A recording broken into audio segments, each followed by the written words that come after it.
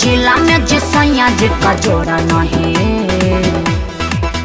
जबले पलंग पे हो जबले पलंग पे जबले पलंग पे कलाई हमर मोरा नहीं तबले छोड़ा नहीं। जबले पलंग पे कलाई हमर मोरा नहीं तबले छोड़ा नहीं।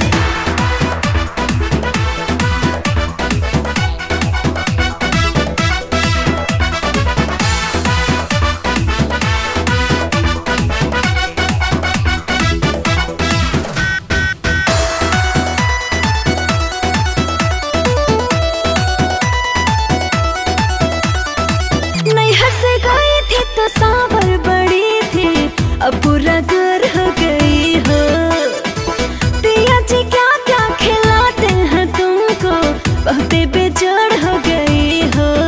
मेरे राजा जी राजकुमारी क्या जैसे रखते हैं प्यार करते हैं 24 घंटा कहाँ वो थकते हैं। जो भी करते हैं पूरा थोड़ा थोड़ा नहीं।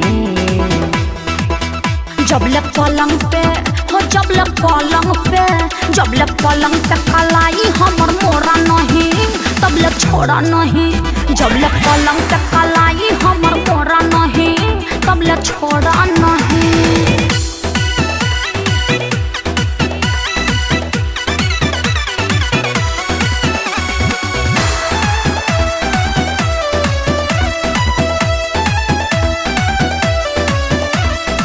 जिंदगी के मजा तुम खूब ले रही हो पाई हो अच्छा मर्दाना।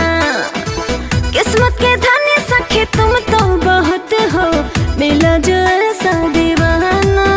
जब देखो मेरे आगे पीछे खड़े वो रहते हैं न निकलते हैं बहरी घर में पड़े वो रहते हैं। पूरा जाड़ा भरा जाए उसने ओढ़ा नहीं।